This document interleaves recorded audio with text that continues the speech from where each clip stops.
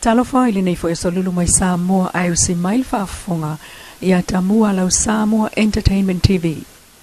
O le fionga pale mia fia me nao mimta afa ma le suriol malo saina i Samoa na wai whaatasi whaailonga ino le whanua ma le lau ele o le a whaatu wai le aonga wha leo leo. Wa tofa ia le whanua sa ia le whalpui ta wha ingata mo le wha moe moe. Ma moli mawina i ta il mtanga ruenga o leo leo i le tae au o le aso lua lima o kitopa. Ma wha mausali ai le fsosoani le malo saina le whaatu peina o le ngā ruenga o le whawina leo le whale aonga mo leo leo.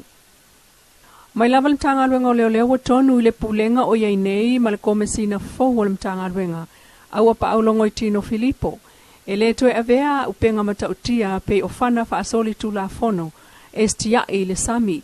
Pe ona sa moli mawina le taimi o pulenga taluai. Na vatuaila au malo si ma lava na whaata ma ia uta i le waa o ngātai whale le nā whanua ma vatu le moana i whaangoto i fuai. Pei tai. Sa no le whingal komsina au apa au le fontanga matu stala taluai. I lono tia iai leo a upenga malosi nei lalo le whaavae o le nofuanga. O le ata pena mo le whalea o ngau leo leo. O leo wa matanti tirong tanga wenga i le whalea ngai no penga i nga mau mai kan amnesty o matu. Turanga lei o le tilo i se no fuanga e aveanga i ei ia penga ni pia mai au na whalea ngai no peiwa msila fia ia tele ule nguru le tunu na wanga i una whanua mkia ia penga ni kai sami taimi whaatino i le si destruction ko mai wa fia le si o manga o tato tunu ia le whala ki kilo temine o fese se no fuanga autu e aveanga ia penga ni tai e ha pe mai o fata magia Paule si America ki kilo ye o temi a makaile le ya kere mi tanga lu do ngali ka ki kilo e ave kango ila lu nata ke mi a makai confessional number le so le na fa mautu ai le no fuanga o le fale a onga fa leo i ta fa ingata au so no fuanga fo e le atanu mai iai la au malo si fa soli tu la fono sulima te simal tolu pa Sene le sitanga o le tau o loa e peon wha mawina le ofiso whai numela Samoa le masino se tema lua o lua whaatusa ia se tema lua o lua tasi e tesi ma le lua pa Sene wa maa walunga ina ilo masina ilu matu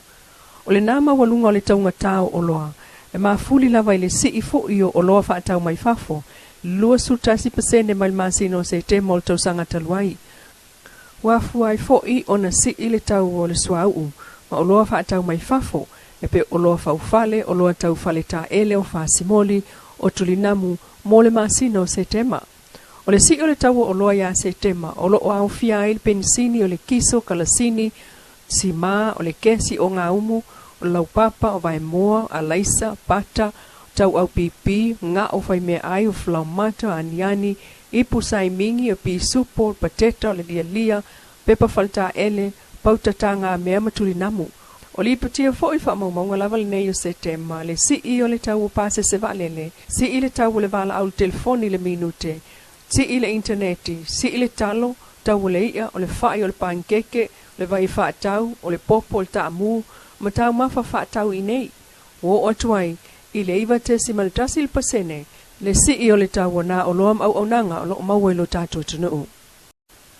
O le whaalau ilo so whaatasi mol saunga le mua Samoa, le na tau la mua alpulenga fui mu po le fesa, tanga rengo leo, whalpui pui ma tue fuata ina, ofisa wa ai tau o le MNRE, ma le whaala poptonga o tau wimo whaalavla whafua sei. E se fulu nu ule na fili mol pol kalame, mwhaanga solo ai, mo le ono maasina talmai apelila ia se te ma o le tau sanga nei. O nu e au fia i whangaloa i sa wanom saltele, o manono i whaleu le apai sa lua ma apai. Ai o sa vai i whangawhau whale a lupo whaltanga loa mamatawa i sa fune.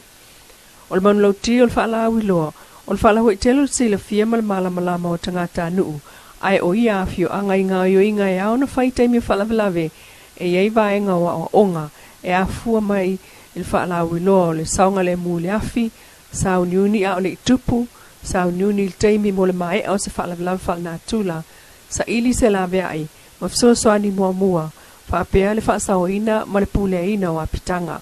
A le whaatinoa le o onga lea sa tuua avanoa I pa angai whaailoa ia la tumta whaioi, ma tiu te tau ave leu na il saunga le mu. Ile mai ai il porkalame inu taitasi, sa tufa mea whainga ruenga e pe o whangu fui mu.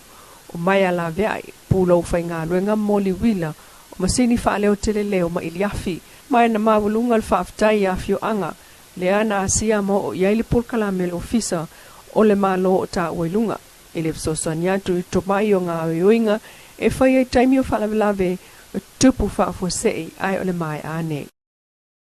O silia le lua tau sanga talonto e fo I tangata ngā lua e fuha al malo Japani. Po chaika volunteers talu mai mati o le lua o lua o. Ina o tapunia feo inga laulangi o no COVID-19 vam tapunia I fo I po kalame volunteer a Japani. O le wha moe moe o la tona, ina ia o mai le taimi to e fo I mai I Samoa, ma wha awau po kalame sanga atina e ilta tunu. O talai nei toa oi wha vau malo Samoa talu mai au kuso. O le tausanga nei, ma uanga I fo I whamlanga inga, I tūlanga sa masa nyai. Ma uto tanga iai nei le malo Japani wha awaulan porkalame volunteer po tanga anulu e fua.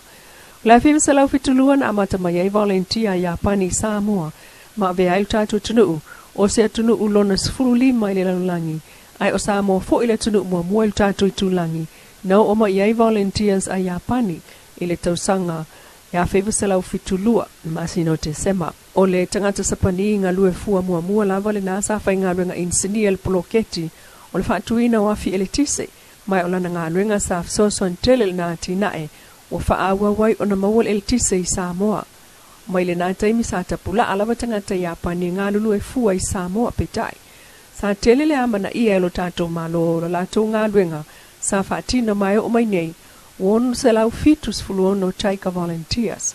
Whaatu sa il tātou whaitau a wha ia lua se la wafe, o matuai longa lavon si itia tangata ngā lulu e fua a Japani, I Samoa whaatusa I isi atunu. O atangi aile mana mia tele so soani le nei a Japani a Samoa, whaaftai aile tātou malo le sao o Japani, maona tangata le atina I na tātou tunu. Le amatanga mainga o tangata whainga ruenga fua nei ma Japani, sa ma tele lava ngā ruenga te tele ma whaatoanga, whaasolo mai ei nei lava, ina lātou whaia o onga maisi ngā ruenga I langolango I tangata I eimana o ngā tū mau, wa onga mo tangata talavau e alai tā longa, ma la whaawawa I lava le nei whapaanga, o porkalame lea Japani po le chaika volunteers, o lo o au mai ei tangata nu o lea malo e fsoswani, I atunu tawati nai,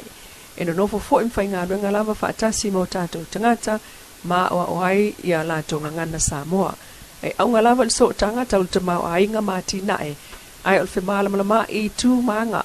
o volunteers I tu fo I atu I Japani, ma tu whaatu lo lātou fo I sila fia I o lātou tangata nuu. Mua I Sene TV mai ia na sa o kukonga o nā tamua, ia sa tai au ia lofo le tua a pasoi.